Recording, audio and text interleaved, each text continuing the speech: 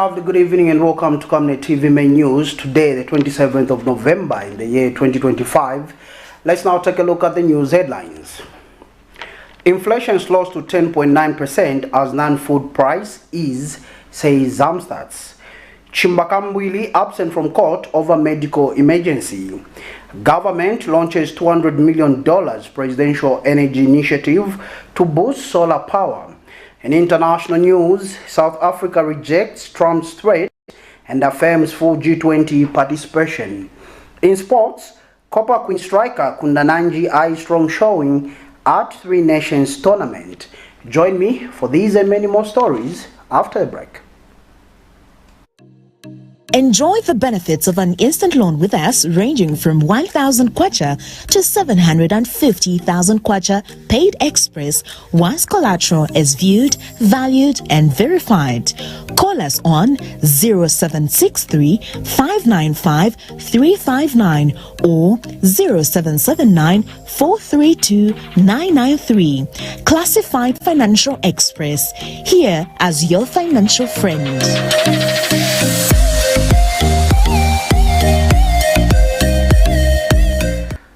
Camnet TV main news now showing on Topstar channel 106, streaming live on Facebook, YouTube and on the KenStream app.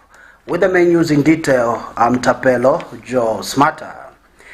Opposition Patriotic Front member and presidential aspirant CHISHIMBA KAMBWILI failed to appear in court today with his lawyer Kennedy Mambwe citing a medical emergency. KAMBWILI faces charges of unlawful assembly related to a meeting allegedly held at his Woodlands residence in Lusaka on January 26, 2023. The charges are brought under Section 74 of the Penal Code, Chapter 87 of the Laws of Zambia.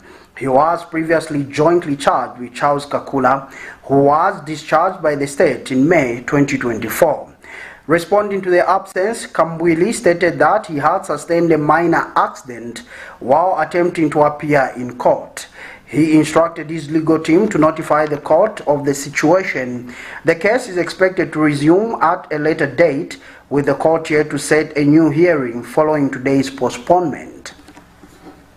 I have observed that social media has gone awash with propaganda that CHISHIMBA KAMBWILI is very sick.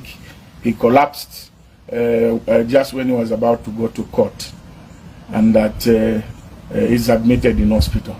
Contrary to that, this morning I was supposed to be in court, but before I could go to court, when I was preparing, I had a minor accident. Then we instructed our lawyers to tell the court to stand down the matter, so that I finish the procedure at the hospital. It took a bit of time, and then the court decided through an application from the lawyers to adjourn the matter to January. So it is not true that I'm very sick and whatever is going on social media. I am very, very fit. So I thought it was important that I clarify that I am fit, and tomorrow you see me at the Oasis prayer rally at the Cathedral of Christ the King. The Electoral Commission of Zambia, ECZ, has extended the ongoing mass voter registration exercise by 3 days following an overwhelming response from eligible citizens across the country. The registration, which was scheduled to end today, will now run until Saturday, 29th November 2025. Addressing the media yesterday, ECZ chairperson Mwangala Zalomis said the extension is intended to ensure that no eligible voter is left out. She noted that registration centers had recorded exceptionally high numbers in the final days of the exercise, prompting the need for additional time. Mrs. Zalomis stressed that the new deadline is final, adding that the Commission will not extend the registration period beyond November 29. She urged citizens who have not yet registered to take advantage of what she described as the last opportunity before the 2026 general election. The Electoral Commission of Zambia wishes to inform the public that the ongoing mass registration of voters which was scheduled to conclude today, has been extended by 3 days from Thursday, 27th of November 2025 to Saturday, 29th of November 2025. The decision has been necessitated by the overwhelming response by eligible voters in the registration centers across the country at the close of the exercise today. The 3-day extension is intended to allow those who have not registered to register so that no eligible voter is left out. We wish to advise the public that the final day of the registration will therefore be Saturday, 29th of November 2025. The Commission shall not extend the registration exercise beyond this date. Meanwhile, Operation Young Vote, OYV, has commended the Electoral Commission of Zambia, ECZ, for extending the mass voter registration exercise by an additional 3 days, saying that the move shows the Commission's continued responsiveness to public concerns. OIV Executive Director Ges Nyerenda says the extension will greatly benefit citizens, especially those who face challenges accessing registration centers earlier. He notes that with centers now spread across the country, including ShopRite outlets, the additional days provide an important opportunity for people who may have struggled to register. Mr. Nyerenda urged all eligible citizens who have not yet taken part in the exercise to use the extra days without delay. He encouraged the public to visit registration centers in an orderly manner while the service is still available. He also advised individuals who registered in 2020 and 2021 to check for their voters' cards and secure them, and to quickly replace any lost or damaged cards before the country heads to the polls on 13th August 2026. I would like to commend the Electoral Commission of Zambia, ECZ, for once again demonstrating responsiveness to public concerns by extending the mass voter registration exercise for an additional 3 days. We are aware that such a thoughtful consideration by the ECZ will greatly benefit citizens, especially in the enjoyment of the fundamental who may have faced challenges during the earlier phases of the exercise, to ensure that they registration centers and access the services while they are still available. We further want to encourage all those that registered in 2020-2021 to ensure that they check their, if they cannot find it and suspect that it may have been lost or it is damaged, be the final chance until we go to the polls. 25 has slowed down to 10.9% from 11, reflects easing costs 6%, recording a negative 1.6% change, further helping to ease overall inflation. She, however, stated that food prices remain the main driver of inflation, contributing 8.2% points to the overall 10.9%. Food inflation stood at 13.9% for the month, slightly down from 14.1% in October, 3.6% from 9.4 billion kwacha in September 2025 to 9.1 billion in October 2025.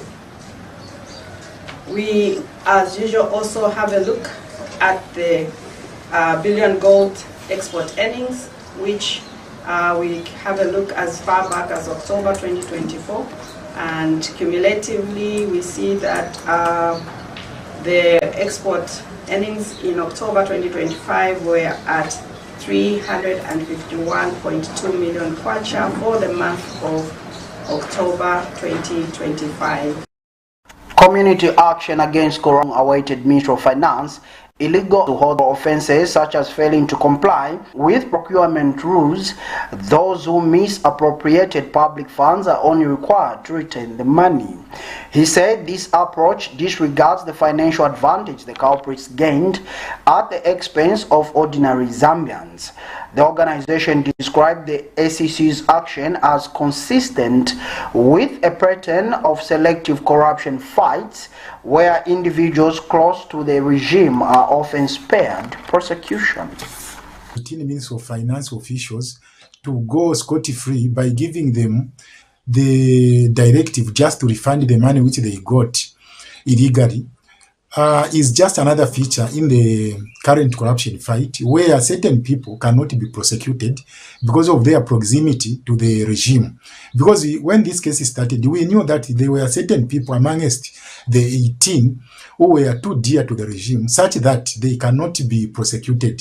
So when the Anti-Corruption Commission arrived at that decision 2 years after the scandal, it is something that we expected to some extent. But here is Zambia, where one can be sent to prison because of failure just to follow procurement procedure. Not stealing, just failure to follow procedure. Others are sent to prison just because of failure to declare interest in certain business transactions. So here you can see that the law is not fairly applied, and the punishment given to certain people after they are involved in certain corruption allegations doesn't fit the gravity of the offenses which these people committed. This decision by ACC is very much similar to the soft sentence which was handed to Sojilite convicts. So you can see in this way, these kind of punishments, they are not a deterrent to the would-be corrupt people. And that's why corruption will continue to perpetuate in Zambia.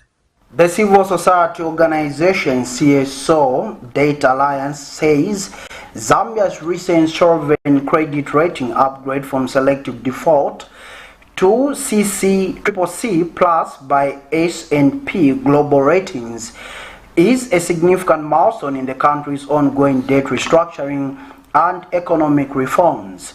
The stable outlook reflects progress in resolving commercial debt, improving fiscal discipline, and gains from favorable copper market conditions. Speaking at a press briefing today, CSO Debt Alliance Chairperson Father Daniel Mwambamtale emphasized that while the upgrade is positive, it does not eliminate risk.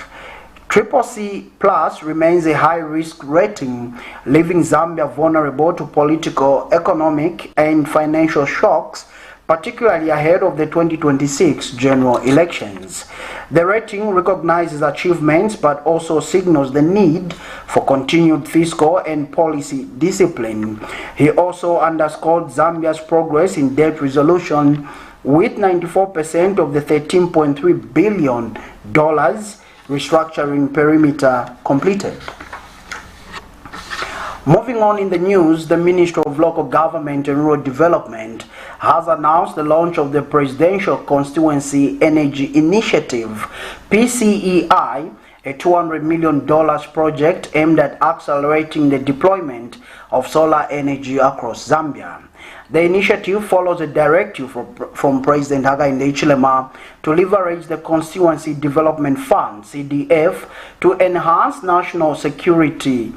Speaking in Lusaka today, Permanent Secretary for Technical Services, Nicholas Piri, said the ministry has restructured the CDF for 2026 to release funds needed to implement the project efficiently. He explained that the initiative will be driven in collaboration with the Ministry of Energy, Ministry of Finance and National Planning, ZCCM Investment Holdings, and financial institutions. The PCEI will be financed through a combination of $40 million from the restructured CDF and $60 million from ZCCMIH, with additional funding expected from banks and other investors. Mr. Piri said a special purpose vehicle will be formed to manage the project, ensuring accountability and effective delivery of solar energy infrastructure across the country. We now go to Mazabuka, Southern Province, where motorists in the province have expressed satisfaction with the ongoing construction of township roads in Kaonga Township. The works being carried out by Asphalt Road Zambia, an indigenous Zambian company, involved the tarring of approximately 13 kilometers of township roads. In random interviews, motorists say the project has already started making a positive difference, noting that once completed, the improved road network will ease movement for residents. One of the motorists, Howard Mujindu, said he is impressed with the progress, adding that the roads were previously impassable. And Alvin Hamusunse appealed to the contractor to speed up works on the Chachacha stretch, warning that delays could continue to inconvenience residents and motorists. Once the rains really come on us, that's it. Most of this gravel that you are seeing will be washed away. So we wish them the best. We are happy they are here. The government is doing things, and we love the Konyo that is happening, but let the Konyo be expedited.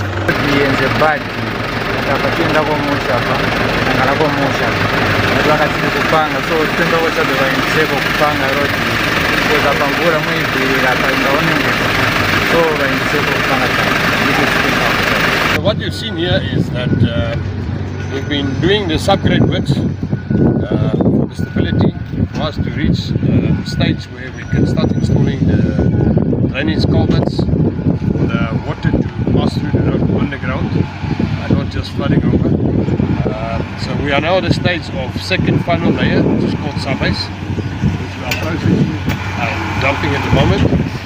And the next stage of this, next day or two, we'll be able to put the stone base, which is the final base layer, and thereafter the processing. From Southern Province Mazabuka, we now go to Eastern Province, where Paramount Chief Mpezeni of the Ngoni-speaking people has urged the church and civil society organizations, CSOs, to pursue meaningful dialogue with government regarding the proposed constitutional amendments rather than resorting to street protests. The chief has encouraged the church to engage senior traditional leaders across the country if all avenues of dialogue with government have been exhausted. He has further advised the church and government to agree on a practical and balanced roadmap that addresses concerns on both sides, noting that peaceful engagements are more productive than public demonstrations. Chief Mpezeni has emphasized that delimitation remains an urgent matter as some constituencies are significantly larger than others. In a show of solidarity, Paramount Chief Mpezeni has endorsed President Hakainde Hichilema's leadership, particularly commending the increased Constituency Development Fund, CDF, which he described as a blessing to communities. Ndavose kunalibe vakebe pesa ako kuli magreda kuli matipa kuchani vakuti kunalibe kudala pakuli kunalibe vavandu taliyosebenza sebenza vana skulu vazofana pansi free education vana skulu kunalibe madiski no, asati tikobvitola vinhu kuti apinza makandari koma kulipe munhu asachimwira muzake asati tikokamba vinhu oro ikangangana malaiti siveyamba paliro arungu eyamba pala arungu malaiti ipeza kudala veipeza leve nao mabose tuziva kuti usogoleri anesofuna kusogoleri komatendikoolanga naye zama chitako naye rungu echitako naule chitako mabridge musaka echita hazvatoviona nanewa chitako petifonekadii kuti wachitako CDF waleta chano vanhu vakuria bwino vakene tondama zakuti sivasevenza ngandama akuchita achita asevenza naye kwake naye Komasa titiko toyana utiari. Kamba kautura no. No. Tieni tiko filana. And that particular story from Eastern Province takes us to our first set of commercials. But do join us for international and sports news after the break. Stay tuned. Get all the latest updates in court news only on Camnet TV. We take you and make you feel part of the court sessions through our in-depth coverage of the adjudication process. Get informed on those who have been arrested, delayed and denied the police bond or bail victims, persons taking plea, court adjournments, verdicts, and those administration issues in the judiciary. You can also follow and give us a like on our social media platforms. Camnet TV, not just another channel. Are you looking for a reliable and efficient courier company with international standards? Then let UBZ Courier, your trusted partner in swift and secure deliveries, be your ultimate choice. Whether it's a small package or a hefty consignment, UBZ Courier handles it all, locally and internationally. Our modern call center ensures personalized attention for every client. For seamless deliveries within Zambia and beyond, trust UBZ Courier. Call us now on +260 763 062 680 or visit us at plot number 15 Mwapona Road, Woodland, Lusaka, Zambia. UBZ Courier, a world-class brand that can be trusted. From time immemorial, we have had different types of lighting options, from those that can burn down our investments in minutes to those that dig holes in our pockets due to constant replacement and huge consumption of our ZESCO units. Savenda Electric introduces the new and advanced electric bulb with cutting-edge technology of LED that has low power consumption, gives out bright white light, and lasts up to 25,000 hours. Savenda Electric manufactures all types of LED light, like plastic LED fluorescent tubes, down lights, ceiling lights, outdoor fittings, and solar street lights made to customer specifications. Let's live on the bright side of life by choosing the wide range of Savenda electric lighting solutions that are available in all leading stores and supermarkets countrywide. For orders, call 0962 642 490 or email jnbunda@savenda.com or pchabula@savenda.com. Water is life. Each drop counts and each must be cherished. Our tried and tested product meets all international standards.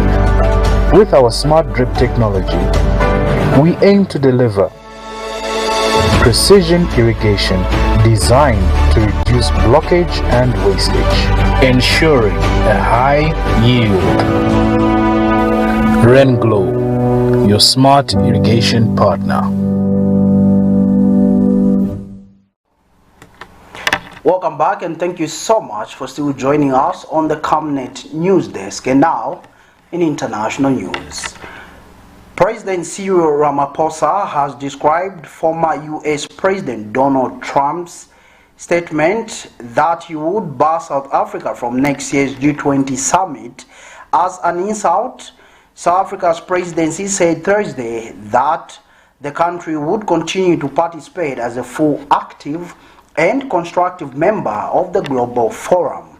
Last weekend, South Africa hosted the first ever G20 summit on African soil, a historic event that Washington boycotted despite being the incoming G20 president. The country rejected the US suggestion to hand over the G20 presidency through an embassy official holding the ceremony, instead at Pretoria's foreign ministry. Here's a roundup of international news courtesy of Africa News. President Cyril Ramaphosa termed as an insult Donald Trump's statement that he would bar South Africa from attending next year's G20 summit on American soil. In a statement Thursday, the presidency said South Africa would continue to participate as a full and active member of the G20. Last weekend, South Africa hosted a successful G20 summit, the first on African soil, which Washington boycotted despite being the incoming G20 president. South Africa rejected the US's suggestion to hand over the presidency to an embassy official. The ceremony instead happened at Pretoria's Foreign Ministry building after the summit. As a member of the bloc, South Africa does not need an invitation to a G20 event. The country has been a target for Trump since he returned to office at the start of the year, with his administration casting the country as anti-American because of its foreign policy. He has also attacked policies that seek to undo the legacy of apartheid by empowering South Africa's black population.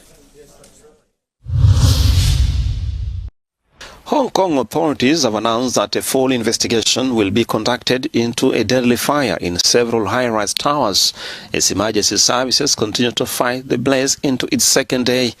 The fire began Wednesday afternoons and spread across 7 of the 8 buildings. 4 towers were under control by morning, according to the city's fire services. The fourth aspect is a full investigation into the incident to determine the cause of the fire. The police force and the fire service department have established a special task force to conduct a comprehensive investigation. This case will definitely be submitted to the coroner's court. At the time of Thursday's briefing, the death toll had risen to 55. At least 62 people have been injured, many with burns and inhalation injuries. 3 men, the directors and an engineering consultant of a construction company, were arrested on suspicion of manslaughter. 1 firefighter was among the 55 people confirmed dead, according to officials.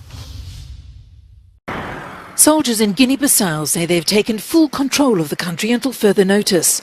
Their announcement on Wednesday comes a day after both the top candidates in last week's tightly contested presidential election declared victory. Earlier in the day, shots were heard at several sites in the capital Bissau, although it's unclear who was responsible.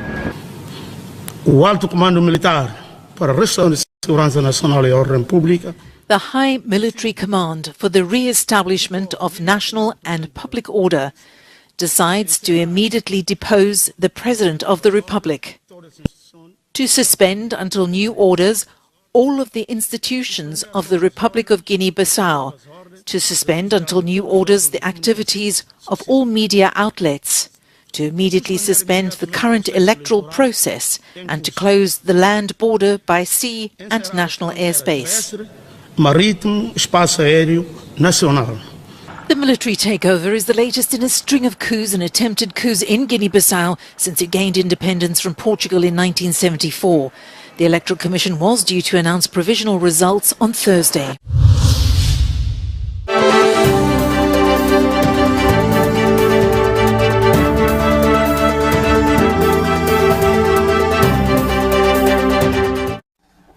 And finally, in sports news this evening, Copper Queen striker Rachel Kundananji says Zambia will take the upcoming 3 Nations tournament seriously as part of the preparations for the 2026 Women's Africa Cup of Nations WAFCON. She noted that the tournament provides an opportunity for the coaching staff to assess new players and build a competitive squad for next year's continental showpiece. Kundananji emphasized the importance of team unity and bonding during the tournament. The striker also highlighted that the squad includes younger players from the junior national teams as well as returning players, giving coaches a chance to evaluate all options. And that sporting item brings us to the end of this edition of Main News on Camnet TV. But before we go, we take a quick recap of stories that made headlines. Inflation slows to 10.9% as non-food prices ease, says ZAMSTATS. KAMBWILI absent from court over medical emergency.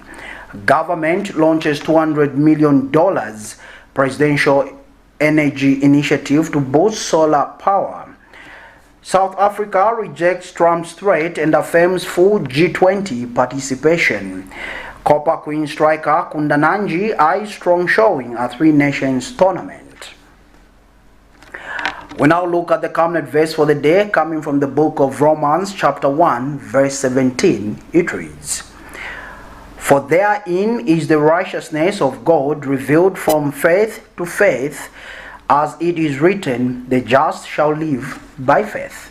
We end the reading and we end the main news on Camnet TV. But dear viewer, like always, do remember that Camnet TV is not just another channel.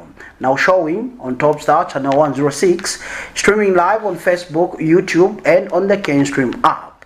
On behalf of the entire production team, I'm Tapelo Joe Smarter. Good evening and God bless.